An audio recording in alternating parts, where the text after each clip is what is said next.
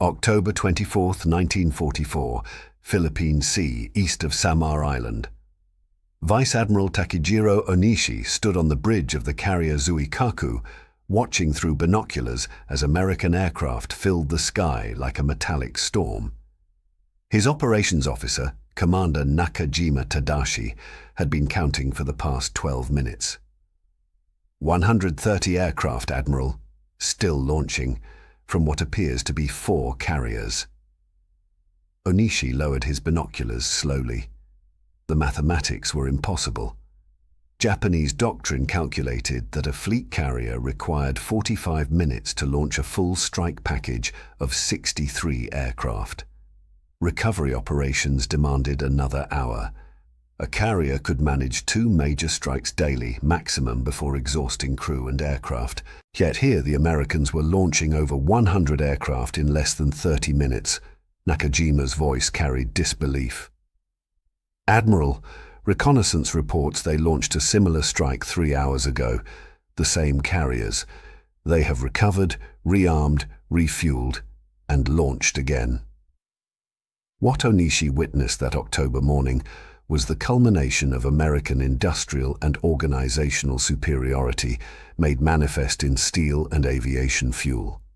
The Essex-class carriers, 24 of which would be commissioned during the war, had revolutionized naval aviation through innovations the Imperial Japanese Navy never anticipated. 3 hydraulic catapults per ship, deck-edge elevators that kept the flight deck clear, and crew training that treated aircraft handling like a choreographed dance rather than a military drill. Within 6 months, these carriers would effectively destroy Japanese naval aviation, not through superior pilots or better aircraft alone, but through an operational tempo that Japanese forces simply could not match, could not counter, and ultimately could not survive. The story of how American shipyards produced these vessels faster than Japan could sink them, and how their crews mastered launch rates that redefined naval warfare, would become the death certificate of the Imperial Japanese Navy. The seeds of Japan's naval aviation destruction were planted years before the first Essex-class carrier entered service. In 1940, as tensions mounted across the Pacific, both navies understood that aircraft carriers would determine the coming conflict's outcome, but their approaches to carrier warfare diverged fundamentally. The Imperial Japanese Navy's carrier doctrine emphasized quality over quantity. Their fleet carriers Akagi, Kaga, Soryu, Hiryu, Shokaku, and Zuikaku represented the pinnacle of pre-war carrier design. Each ship carried elite pilots trained for years in demanding programs that produced exceptional aviators. Japanese carriers could launch coordinated strikes of 60 to 70 aircraft that attacked with devastating precision. The attack on Pearl Harbor demonstrated Japanese carrier mastery. 6 carriers launched 353 aircraft in 2 waves that crippled the American Pacific Fleet. Japanese planners calculated this represented optimal carrier employment. Massed strikes, carefully coordinated, delivered by superbly trained pilots flying superior aircraft. American carrier doctrine in 1940 was frankly inferior. The U.S. Navy possessed 7 carriers, but most were conversions or older designs. The Lexington and Saratoga, converted from battlecruiser hulls, were large but inefficient. The Yorktown class represented improvement but still adhered to pre-war concepts about carrier operations. What changed everything was American industrial capacity meeting operational necessity. After Pearl Harbor, as Japanese forces swept across the Pacific, American shipyards received orders that seemed fantastic. Build carriers by the dozens, make them identical for mass production, design them not for elegance, but for operational efficiency and damage survival. The Essex-class design emerged from this crisis mentality. Captain Andrew C. McFall of the Bureau of Ships led a team that studied every aspect of carrier operations to maximize aircraft handling speed. They consulted with pilots, deck crews, damage control specialists, and combat veterans from the early Pacific battles. What emerged was revolutionary. The Essex-class specifications addressed every bottleneck in carrier operations: length, 872 feet. Displacement, 27,100 tons standard, 33,400 tons fully loaded. Most importantly, operational innovations that would prove devastating to Japanese forces. 3 hydraulic catapults, 2 forward and 1 on the port side, allowed simultaneous launches. Previous American carriers had 1 or 2 catapults maximum. Japanese carriers relied primarily on free takeoff rolls, meaning each aircraft launching delayed the next by critical seconds. Deck edge elevators positioned the forward and aft aircraft elevators outside the flight deck's boundaries. This innovation meant aircraft could be brought up from the hangar while flight operations continued.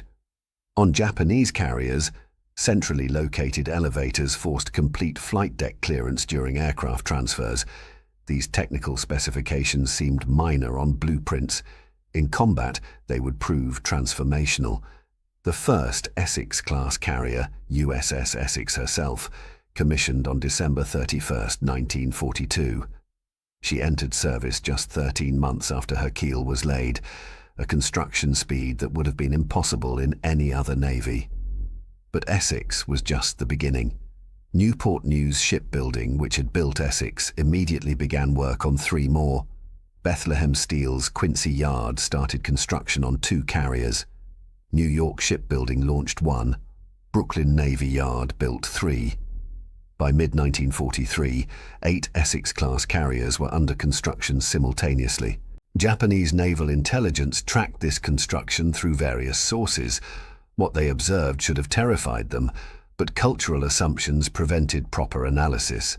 A March 1943 intelligence summary stated, "American construction of multiple fleet carriers demonstrates industrial capacity but questionable tactical doctrine. Mass-produced carriers will lack the coordination and elite crew quality essential for effective operations." This assessment would prove catastrophically wrong. American shipyards were not just building carriers, they were revolutionizing carrier construction itself. Newport News Shipbuilding achieved construction times of 14 months from keel to commissioning. This compared to 36 months for Japanese fleet carriers. The construction methods borrowed heavily from Henry Kaiser's Liberty Ship Revolution. Modular construction meant different sections were built simultaneously in various facilities, then assembled in dry docks. Welding replaced riveting, cutting construction time by 40%. Standardized components meant parts manufactured in Pittsburgh fit perfectly into ships built in Massachusetts. By December 1943, 6 Essex-class carriers were in service: Essex, Yorktown, Intrepid, Hornet, Franklin, and Lexington. 4 more would commission in early 1944. The implications were staggering. America was adding fleet carrier capacity faster than Japan could sink them, but numbers alone don't explain the operational revolution these ships represented. The real transformation came from American innovations in flight deck operations that Japanese planners never anticipated. Commander Joseph Clifton, air officer aboard USS Intrepid, had studied every aspect of aircraft launch procedures during his 3-month shakedown cruise. He understood that carrier effectiveness wasn't measured in aircraft capacity, but in operational tempo. A carrier that could launch and recover aircraft faster could simply overwhelm an enemy through superior sortie rates. Clifton implemented innovations that became standard across the Essex class. Aircraft were spotted on deck in launch order, not by type. This violated traditional doctrine, but cut launch times by 30%. Deck crews practiced constantly, treating each launch cycle like choreographed ballet. Flight deck directors used standardized hand signals visible across the deck. Most revolutionary was the decision to keep engines running during the spotting sequence. Japanese carriers shut down engines while positioning aircraft to prevent accidents. American deck crews accepted the risk in exchange for speed. This single decision cut 15 minutes from launch cycles. The results were dramatic.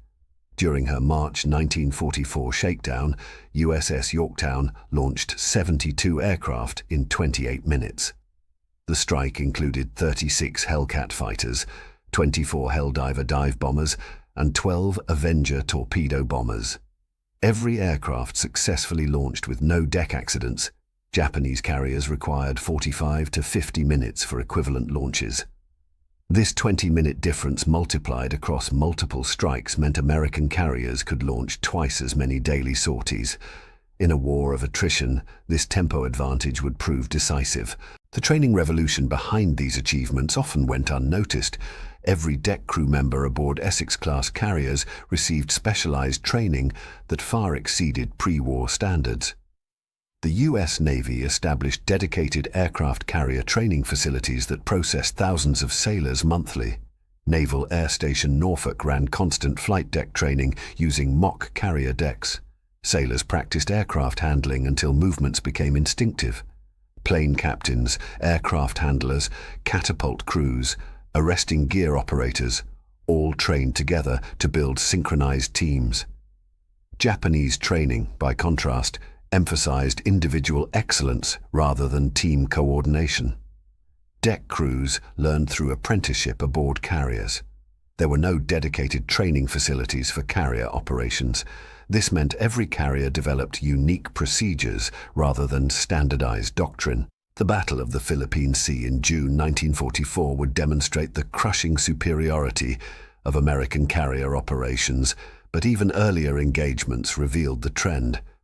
At Tarawa in November 1943, Essex and Bunker Hill launched continuous strikes supporting marine landings. Over 3 days, these two carriers launched 850 combat sorties, averaging over 140 sorties per carrier per day. Japanese carriers, at their peak operational efficiency, managed 80 sorties per carrier daily. The Americans were achieving nearly double the sortie rate while fighting at operational ranges that would have grounded Japanese carriers. Vice Admiral Mark Mitcher, commanding Task Force 58, understood he commanded not just superior ships but a superior system. His March 1944 operations order stated, "Our carrier task forces will maintain continuous offensive operations regardless of enemy actions. Launch rates will not decrease due to enemy activity. Recovery operations will adapt to combat requirements, not peacetime procedures." This operational philosophy represented American confidence in their material superiority. Japanese carriers could not maintain such tempo. Their pilots, while individually superior early in the war, could not sustain the mission rates American aviators routinely achieved. The reasons went beyond training to fundamental design philosophy. Essex-class carriers included crew amenities that Japanese designers considered wasteful. Air-conditioned ready rooms meant pilots arrived at aircraft refreshed rather than exhausted. Separate berthing for air groups prevented overcrowding. Extensive medical facilities treated combat stress and fatigue. Japanese carrier designers maximized combat capability at the expense of crew comfort. Akagi and Kaga lacked adequate ventilation. Pilots slept in cramped quarters near noisy machinery. Medical facilities were minimal. These factors accumulated across extended operations, degrading Japanese performance while American capabilities remained constant. June 19, 1944, the Battle of the Philippine Sea would prove the Essex-class's operational superiority in the largest carrier battle of the Pacific War.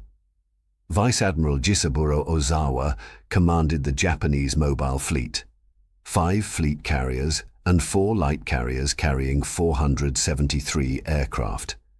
He faced Vice Admiral Mark Mitcher's Task Force 58, 7 Essex-class carriers and 8 light carriers with 891 aircraft. The numbers already favored the Americans, but the operational reality was even more lopsided. Ozawa's carriers could launch a maximum of 2 major strikes daily. Mitcher's Essex-class carriers could sustain 3 to 4 major strikes while maintaining continuous combat air patrol.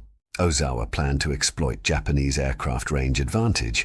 His planes could strike from 300 miles while Americans needed to close to 200 miles. He would launch strikes from maximum range, recover aboard Guam airfields, rearm, and strike again. This island-hopping strategy would multiply his effective strike capacity. The plan failed catastrophically. At 1000 hours, Japanese radar detected the American fleet. Ozawa ordered a full strike, 69 aircraft from the first wave. American radar aboard the new Essex-class carriers detected the incoming raid at 150 miles, providing ample warning. Commander David McCampbell, Air Group Commander aboard USS Essex, led the defense. "Helm, we need the deck clear in 10 minutes. Launch everything." Essex's deck crews executed launch procedures with mechanical precision. Within 12 minutes, every fighter had launched. The carrier immediately began recovering aircraft that had been on combat air patrol, refueling them and respotting for the next launch. Japanese strike aircraft encountered American Hellcat fighters stacked at multiple altitudes. The engagement became known as the Great Marianas Turkey Shoot. Of 69 Japanese aircraft in the first wave, American fighters destroyed 42.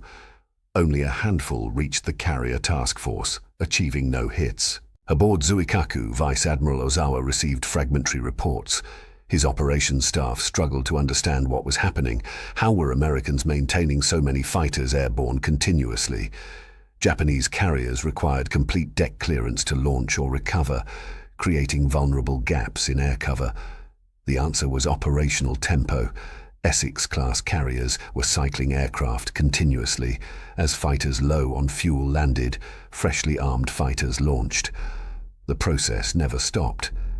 Japanese observers watching through periscopes from submarines reported it looked like a continuous stream of aircraft rather than discrete launch cycles. At 1100 hours, Ozawa launched his second wave.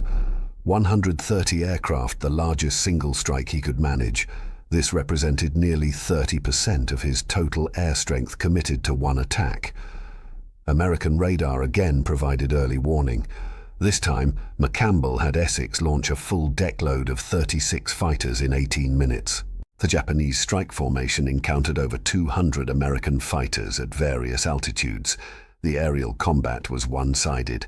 American pilots flying superior Hellcats with better training, better tactics, and better coordination destroyed 97 of the 130 attacking aircraft.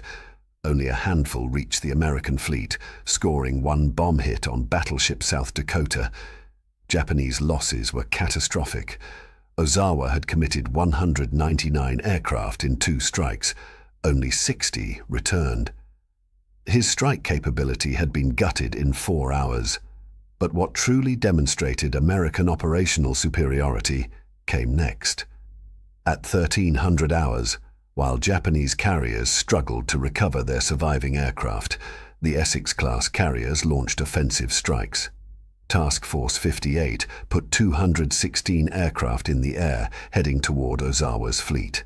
These aircraft came from carriers that had just fought off 2 massive attacks, launching continuous fighter patrols, yet still managed to arm and launch a coordinated strike. Commander Tadashi aboard Zuikaku watched in disbelief. "They have launched a full strike package. How? Our carriers are still recovering aircraft. Our decks are damaged. Our crews are exhausted." What he witnessed was the culmination of American training, technology, and doctrine. Essex-class carriers had fought off attacks all morning while launching hundreds of defensive sorties. Now they transitioned to offense without pause. Their deck crews, though tired, executed standard procedures. Their pilots, though combat-stressed, flew coordinated strikes. Their aircraft, though battle-damaged, had been rapidly repaired and rearmed. The American strike found Japanese carriers in the worst possible position. Their decks were crowded with returning aircraft. Their combat air patrols had been depleted, defending against phantom threats. Their anti-aircraft ammunition stocks were low from the morning's engagements. American dive bombers and torpedo planes attacked in coordinated waves. Carrier Hio took multiple torpedo hits and sank within hours. Shokaku, one of Japan's premier carriers, suffered catastrophic damage from 3 torpedoes and sank at 1500 hours. Zuikaku survived but required extensive repairs that would keep her from combat for months. The Battle of the Philippine Sea lasted 2 days. In that time, Essex-class carriers demonstrated operational superiority that Japanese forces could never match. Final tallies revealed the scope of American dominance. American aircraft losses: 130 aircraft, primarily to operational accidents and fuel exhaustion during extended strikes. Japanese aircraft losses: 395 aircraft destroyed in combat, plus another 50 operational losses. American carrier damage: minor damage to several ships, no carriers sunk. Japanese carrier damage: 2 fleet carriers sunk, 3 damaged, 1 light carrier sunk. But these numbers understated the true significance. Japanese naval aviation had been effectively destroyed. The pilots lost were irreplaceable. The mobile fleet's strike capability had been eliminated. Japan would never again mount a credible carrier operation. In Tokyo, Combined Fleet Headquarters struggled to comprehend the disaster. Admiral Soemu Toyoda reviewed the action reports with growing horror. How did they maintain such sortie rates? Our carriers cannot launch and recover continuously. What technology do they possess that enables this? The answer wasn't a secret weapon, but systematic superiority in every aspect of carrier operations. Essex-class design enabled faster launches. Better training created more efficient crews. Superior logistics kept aircraft armed and fueled. Excellent damage control kept ships operational despite battle damage. Japanese carrier operations had reached their operational ceiling. Essex-class carriers were just beginning to demonstrate their true potential. What Task Force 58 achieved in June 1944 would become routine by early 1945. Following the Philippine Sea victory, the Essex-class carriers transitioned to offensive operations that would have been impossible for Japanese carriers to sustain. The Palau Islands campaign in September 1944 demonstrated the new operational reality. 12 carriers, including 8 Essex-class ships, conducted sustained operations for 14 consecutive days. Each carrier launched 3 major strikes daily, plus continuous combat air patrols. Total sorties exceeded 6,000 in 2 weeks, averaging 430 sorties per carrier. Japanese forces defending Palau had no carriers to oppose this onslaught. Their land-based aircraft were systematically destroyed. American carrier strikes achieved total air superiority within 48 hours, then spent 12 days methodically destroying every military target on the islands. Rear Admiral Sadatoshi Tomioka, stationed at Palau's headquarters, watched the systematic destruction with professional horror. Each day brought 3 massive American strikes: morning strike at 0800, afternoon strike at 1300, late strike at 1700. The precision and consistency were more demoralizing than the actual damage. "They operate like machinery," Tomioka wrote in his diary, "not with the passion of warriors but the efficiency of factory workers. 3 strikes daily, every day, without fail or variation. We cannot counter this. We cannot even comprehend it." The operational tempo was indeed mechanical. Essex-class carriers had refined their procedures to such efficiency that the ships functioned like assembly lines producing combat sorties. Wake up at 0430, pilots brief at 0500, man aircraft at 0600, launch at 0630, recovery at 0900, rearm and refuel, launch at 1200, recovery at 1400, launch at 1600, recovery at 1800. This cycle repeated daily for weeks without degradation. Crew rotations ensured no one worked past safe fatigue levels. Maintenance crews performed repairs during darkness hours. Supply ships replenished ammunition, fuel, and spare parts every 72 hours. Japanese carriers, by comparison, required 48-hour rest periods after major operations. Crews needed recovery time. Aircraft required extensive maintenance. Ammunition stocks needed replenishment from distant bases. The operational tempo Americans considered routine would have broken Japanese carrier operations within days. October 1944 brought the Battle of Leyte Gulf, the largest naval engagement in history. Here, Essex-class carriers would demonstrate their capabilities against the entire remaining Japanese fleet in a sprawling multi-day battle that covered thousands of square miles. Admiral William Halsey commanded Task Force 38, built around 8 Essex-class carriers plus supporting light carriers. His orders were clear: destroy the Japanese fleet wherever found. What followed would be the last time Japanese carriers attempted coordinated operations. Vice Admiral Takejiro Onishi commanded 4 Japanese carriers: Zuikaku, Zuiho, Chitose, and Chiyoda. Together they carried just 116 aircraft, all that could be scraped together. These carriers would serve as bait, luring American carriers away from the landing beaches while Japanese battleships attacked the invasion fleet. The plan demonstrated Japanese desperation. Their carriers possessed neither the aircraft nor the pilots for effective strikes. They existed only to draw American attention.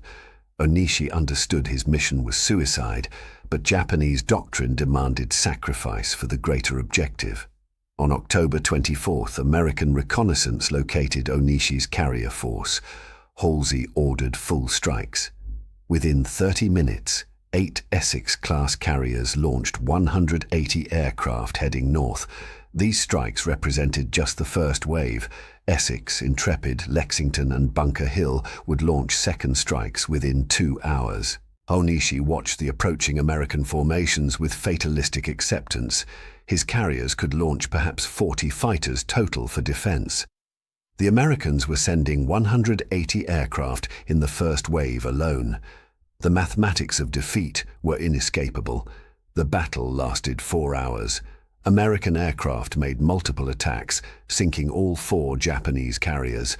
Zuikaku, last survivor of the Pearl Harbor attack force, capsized at 14 hours.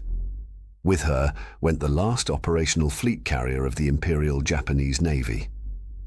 What stunned Japanese observers was not the defeat itself, but the operational efficiency behind it. Halsey's carriers had launched multiple strikes, totaling over 500 sorties, while simultaneously maintaining combat air patrol over the American invasion fleet 300 miles away. They had fought off Japanese land-based attacks, conducted anti-submarine patrols, and provided close air support for ground forces. No Japanese carrier force could have sustained such diverse operations. American carriers were doing routine what Japanese planners considered impossible. This represented not just technological superiority, but philosophical differences in carrier doctrine. Japanese carrier theory emphasized the decisive battle, all strength concentrated for one overwhelming strike that would destroy the enemy fleet. This worked at Pearl Harbor and in the Indian Ocean, but it failed at Midway, and after Midway, Japan never recovered numerical or qualitative superiority. American carrier doctrine emphasized sustained operations, continuous pressure rather than decisive strikes, attrition rather than annihilation. This approach required carriers capable of high sortie rates maintained over extended periods. The Essex-class was designed specifically for this operational philosophy. By November 1944, the implications were clear even to the most optimistic Japanese officers. Combined Fleet Staff Officer Commander Takushiro Hattori prepared an assessment for Imperial Headquarters that concluded, "American carrier operations have achieved quantitative and qualitative superiority we cannot match. Their ships launch 3 times as many sorties daily as our carriers managed at peak efficiency. Their pilots, while perhaps not individually superior to our pre-war aviators, operate with systematic coordination that multiplies their effectiveness. Their logistics enable sustained operations that exhaust our defenders. We have no counter to this operational approach." This assessment marked a fundamental shift in Japanese naval strategy. No longer did planners speak of defeating the American carrier fleet. Now they discussed only how to inflict enough casualties to force negotiated peace. The carrier war was lost. The final months of the war demonstrated Essex-class capabilities against an enemy reduced to desperation tactics. Kamikazes represented Japan's admission that conventional carrier operations could no longer contest American naval superiority. The kamikaze threat peaked during the Okinawa campaign from April to June 1945. Japanese commanders threw over 1,900 kamikaze aircraft against American naval forces in desperate attacks that accepted total loss in exchange for any damage. Essex-class carriers proved remarkably resistant to kamikaze attack through a combination of defensive capabilities and operational doctrine. The ship's heavy anti-aircraft armament created defensive firepower that destroyed most kamikazes before they reached targets. Those that penetrated were met by combat air patrols of 50 to 70 fighters maintained continuously over the fleet. When kamikazes did hit carriers, Essex-class damage control capabilities proved exceptional. USS Bunker Hill suffered 2 kamikaze hits on May 11, 1945, killing 389 crew members and destroying 30 aircraft. The fires raged for hours. Yet the carrier survived, reached port under her own power, and was fully repaired within months.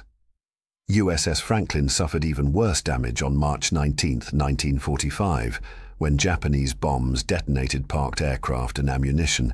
The carrier suffered 807 killed and nearly sank, yet the crew saved their ship through heroic damage control efforts enabled by Essex-class survivability features. Franklin reached port and, though never returned to combat, survived to be decommissioned rather than sunk. Japanese naval officers studying these incidents from intelligence reports struggled to understand American carrier resilience. Zuikaku had sunk from damage less severe than Franklin endured. Taiho, Japan's newest carrier, had sunk from a single torpedo that detonated aviation fuel vapors. How did American carriers survive such catastrophic damage? The answer lay in design philosophy. Japanese carriers maximized hangar space for aircraft capacity, creating large enclosed volumes where fuel vapors could accumulate. American designers deliberately sacrificed aircraft capacity for survivability, using divided hangars, redundant firefighting systems, and extensive armored protection of vital spaces. These design differences reflected broader cultural assumptions.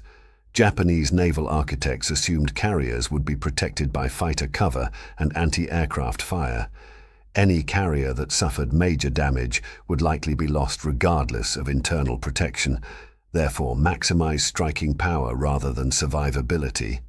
American designers assumed carriers would be hit regardless of defensive measures. The question was not whether a carrier would suffer damage, but whether it could survive and continue operations. This philosophy created ships that could absorb incredible punishment and remain combat effective. By August 1945, Essex-class carriers were conducting operations that would have seemed fantastical in 1941. Task Force 38 sorted with 15 carriers, including 12 Essex-class ships. Together they launched strikes against the Japanese home islands with impunity, sending over 1,000 aircraft daily against targets that once seemed invulnerable. The operational statistics from this period demonstrate total American carrier dominance. From June to August 1945, Essex-class carriers launched over 40,000 combat sorties.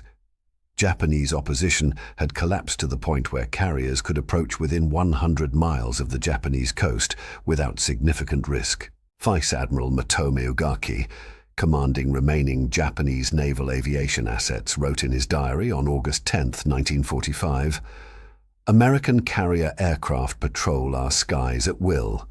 We have perhaps 200 operational aircraft remaining. They launch 1,000 aircraft daily. The mathematics of defeat are complete. We cannot fight what we cannot match." The kamikaze campaign, Japan's last desperate attempt to inflict unacceptable casualties, had failed despite sinking or damaging dozens of ships. Essex-class carriers had proven too numerous, too capable, and too resilient to be stopped by suicide attacks. When Japan surrendered on August 15, 1945, the Essex-class carriers had compiled a combat record unmatched in naval history. 24 carriers had been commissioned during the war years. 14 participated in combat operations. Together they had fundamentally altered the nature of naval warfare, while demonstrating American industrial capacity at its peak. The statistical accomplishments stagger comprehension. Essex-class carrier combat operations, 24 commissioned wartime, 14 combat operations, 1,500,000 combat sorties flown, 8,000 Japanese aircraft destroyed in air combat, 4,000 Japanese aircraft destroyed on ground, 250 Japanese ships sunk totaling 1,200,000 tons. Average operational statistics per carrier: 110,000 combat sorties annually, 320 sorties daily sustained operations, 85% aircraft availability maintained, 3 major strikes daily routine, 180 launch cycle minutes fastest recorded. Comparison to Japanese fleet carriers. IJN fleet carriers averaged 80 daily sorties maximum, required 45-minute launch cycles minimum, sustained 2 major strikes daily maximum, achieved 60% aircraft availability average, lost all 9 fleet carriers by war's end. The strategic impact extended far beyond raw numbers. Essex-class carriers enabled offensive operations that Japanese forces could neither prevent nor counter. American amphibious assaults at Iwo Jima and Okinawa succeeded partly because carrier air power provided overwhelming support. Strategic bombing of Japan accelerated because carriers destroyed defending fighter strength. Most significantly, the carriers demonstrated American industrial supremacy in ways that demoralized Japanese resistance. Every month brought more American carriers. Every battle saw American strength increase while Japanese strength declined. The war had become mathematically unwinnable. In post-war assessments, Japanese naval officers uniformly cited American carrier capabilities as decisive. Admiral Soemu Toyoda, final commander of Combined Fleet, testified, "We could not match American carrier operations. Their ships launched more aircraft, sustained higher sortie rates, and survived damage that would sink our carriers." By 1944, the mere presence of Essex-class carriers in an area meant Japanese forces could not operate. They achieved not just naval superiority but naval dominance. Vice Admiral Jisaburo Ozawa, who commanded carriers at the Philippine Sea, was more specific. The Essex-class carrier represented systematic superiority in every aspect of naval aviation. Better aircraft, better pilots, better training, better maintenance, better damage control, better logistics. We could match them in perhaps 1 or 2 categories. They exceeded us in everything simultaneously. This was not a deficit we could overcome through courage or tactics. These assessments confirmed what operational analysis had revealed. The Essex-class carriers succeeded not through any single revolutionary technology, but through systematic excellence across all aspects of carrier operations. American designers had identified every bottleneck in carrier warfare and addressed each methodically. The 3 catapults enabled faster launches. The deck edge elevators maintained flight deck availability during aircraft transfers. The divided hangars prevented catastrophic fires. The extensive radar systems provided early warning against attack. The trained deck crews executed procedures with mechanical efficiency. The logistics system kept carriers armed, fueled, and operational indefinitely. Japan had entered the Pacific War with the world's finest carrier force. The Pearl Harbor Strike Force represented the apex of pre-war carrier development, but Japanese carrier doctrine was fundamentally static. The same ships with the same operational procedures fought at Midway in 1942 as at the Philippine Sea in 1944. American carrier doctrine evolved continuously. Lessons from each battle were analyzed, procedures revised, training updated. The Essex-class carriers entering service in 1944 incorporated 3 years of combat experience into their design and operation. They represented not just industrial production, but systematic learning applied to warfare. The construction statistics reveal the scale of American industrial mobilization. 24 Essex-class carriers were commissioned between December 1942 and July 1946. 6 more were cancelled when the war ended. 9 more were completed post-war. This totaled 39 keels laid for this single class, more fleet carriers than all other nations combined built in the entire 20th century. Newport News Shipbuilding produced 8 carriers. Bethlehem Steel's Quincy Yard built 3. Brooklyn Navy Yard completed 4. New York Shipbuilding launched 1. Philadelphia Naval Shipyard built 2. Norfolk Naval Shipyard completed 1. The dispersion of construction across multiple yards demonstrated American industrial depth. Each carrier required 860,000 man-hours to construct. At peak production, over 20,000 workers were employed building Essex-class carriers simultaneously.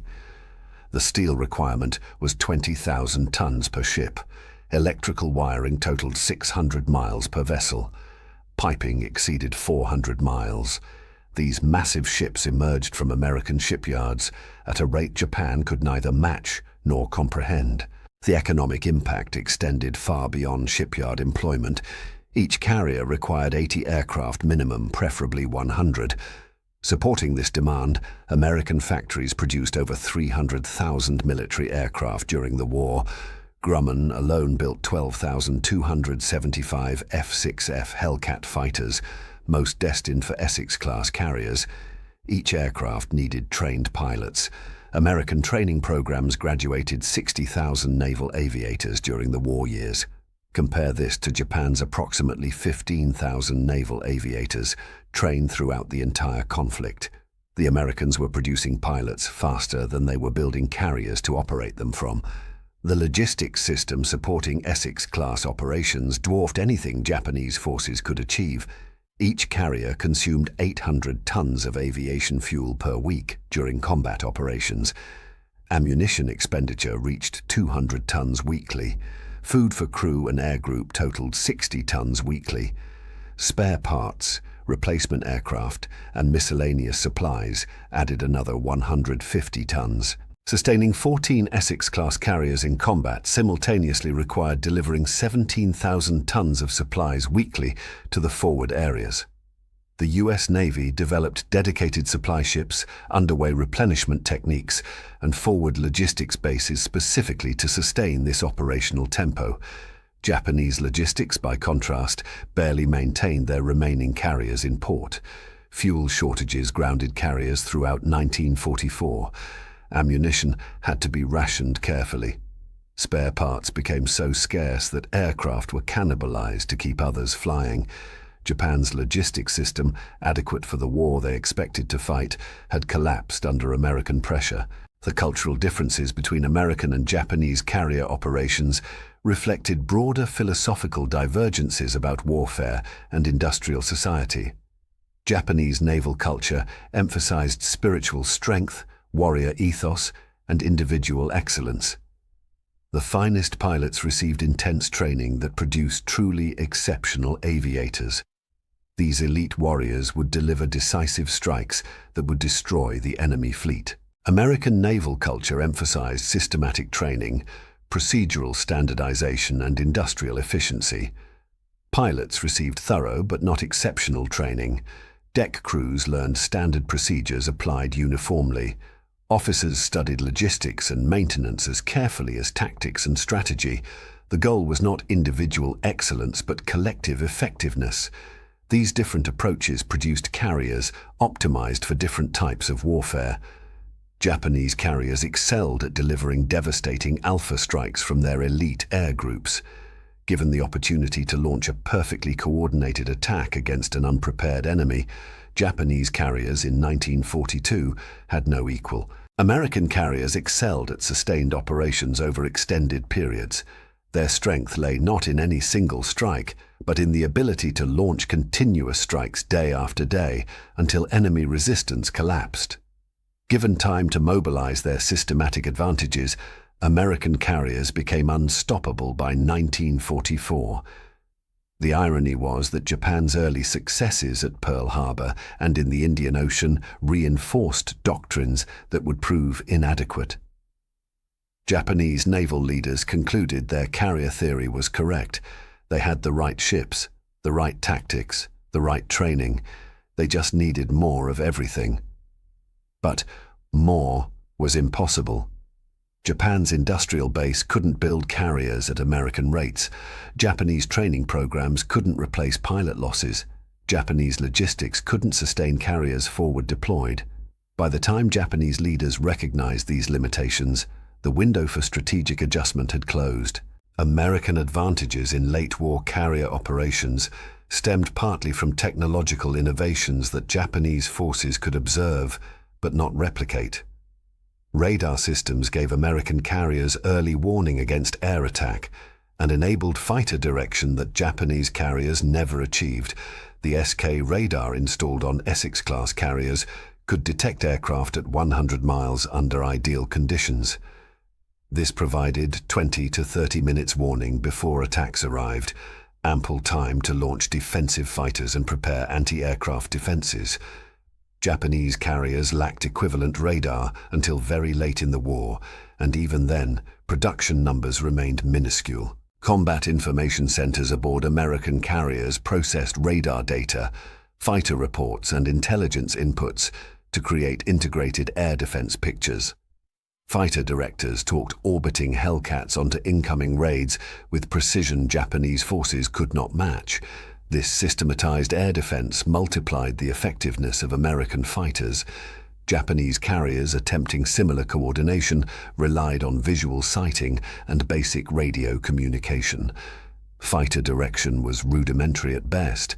Defenders often discovered attacks only when enemy aircraft were already visible, providing minimal time for effective interception. These radar advantages, combined with superior aircraft, created defensive capabilities that proved decisive. The F-6F Hellcat, introduced in 1943, achieved a kill ratio of 19-1 against Japanese aircraft. American pilots with basic training flying Hellcats routinely defeated elite Japanese pilots in obsolescent zeros. The technological gap extended to weapons systems. American carriers carried proximity-fused anti-aircraft ammunition that detonated automatically near targets. Japanese ships relied on time-fused ammunition, requiring precise range estimation. American 5-inch/38 dual-purpose guns achieved firing rates of 15 rounds per minute. Japanese equivalent 5-inch 40 guns managed 8 to 10 rounds per minute. When these technological advantages combined with superior operational tempo, Japanese forces faced impossible odds. Essex-class carriers could detect attacks early, direct fighters precisely, and engage survivors with devastating anti-aircraft fire, all while maintaining offensive flight operations. The final measure of Essex-class carrier superiority came in their post-war longevity. 14 Essex-class carriers served through the Korean War. 8 served in Vietnam. The last, USS Lexington, didn't retire until 1991, having served 49 years. No other carrier class in history achieved such operational longevity. This extended service life reflected the fundamental soundness of the Essex-class design. The ships were large enough to accommodate modernization. Their machinery plants remained reliable for decades. Their hull structures proved exceptionally durable. They had been built to survive combat damage and kept operating through peace as well. Japanese carriers, by contrast, were optimized for the war they expected rather than the war they fought. When that war demanded sustained operations over extended periods, Japanese carriers couldn't adapt. When it required surviving damage and remaining operational, Japanese carriers failed. When it demanded integrating new technologies like radar and jet aircraft, Japanese carriers proved too constrained by their original designs. The story of Essex-class carriers versus Japanese carrier operations ultimately demonstrates how industrial capacity, systematic thinking, and adaptive learning triumph over initial qualitative advantages. Japan began the Pacific War with better carriers, better aircraft, and better pilots. They lost because they couldn't match American production, couldn't sustain American operational tempo, and couldn't adapt to evolving warfare as quickly as their enemies. When Vice Admiral Takejiro Onishi watched American aircraft fill the sky over the Philippine Sea in October 1944, he was witnessing the culmination of this transformation. The Essex-class carriers, launching over 100 aircraft in 30 minutes twice daily, represented American industrial warfare at its peak. This was the arsenal of democracy, made manifest in steel, aviation fuel, and the systematic excellence that comes from free people united in common purpose. The 992 Tuskegee airmen who flew from carriers and the thousands of sailors who operated Essex-class vessels were not supermen. They were ordinary Americans trained systematically, equipped abundantly, and operating within a military culture that valued procedural excellence over individual heroics. This approach produced results that seemed superhuman to enemies who emphasized individual prowess over collective capability. In the end, Japanese naval aviation was not defeated by better pilots or superior courage. It was buried under an avalanche of American industrial production, systematic training, and operational procedures that produced capabilities Japanese military culture could not replicate. The Essex-class carriers and their crews achieved what Japanese observers deemed impossible, sustained it over years of combat, and emerged victorious through patient application of overwhelming material superiority. The final Essex-class carrier statistics reveal the scope of their achievement. 24 commissioned during World War II, 1,500,000 combat sorties flown, 8,000 enemy aircraft destroyed airborne, 4,000 enemy aircraft destroyed on ground, 250 enemy vessels sunk, 14 carriers served in combat operations, 0 Essex-class carriers sunk by enemy action, despite thousands of sorties flown against them. That final statistic perhaps speaks loudest. Despite facing kamikazes, conventional bombs, torpedoes, and every weapon Japanese forces could deploy, not a single Essex-class carrier was sunk in combat. Some were damaged severely, some suffered terrible casualties, but all survived, were repaired, and returned to operations. This resilience, more than any other factor, demonstrated the superiority of American carrier design philosophy. When Imperial Japan surrendered aboard USS Missouri on September 2, 1945, 4 Essex-class carriers, Yorktown, Shangri-La, Wasp, and Cowpens, provided overhead fighter cover. These carriers, which had entered service after Pearl Harbor, had helped destroy the naval air power that attacked Pearl Harbor. They had systematically hunted down and eliminated every Japanese fleet carrier through relentless operations sustained over years. In Tokyo, surviving Japanese naval officers understood what the Essex-class carriers represented. Not just ships, but an entire system of warfare that integrated industrial capacity, technical innovation, systematic training, and operational doctrine into an approach to naval aviation that Japan could never have matched. The carriers that launched 100 aircraft in 30 minutes, twice daily, had done more than win battles. They had demonstrated that in modern industrial warfare, systematic excellence ultimately defeats individual heroism, sustained operations overcome tactical brilliance, and abundant production conquers scarce quality. The men who designed, built, and operated these carriers had revolutionized naval warfare while winning history's largest naval conflict. Their achievement stands as testimony to what free societies can accomplish when threatened, to how industrial democracies can mobilize resources beyond totalitarian dreams, and to why systematic thinking applied to warfare produces results that seem miraculous, but are merely the product of countless people doing their jobs excellently day after day until victory is achieved.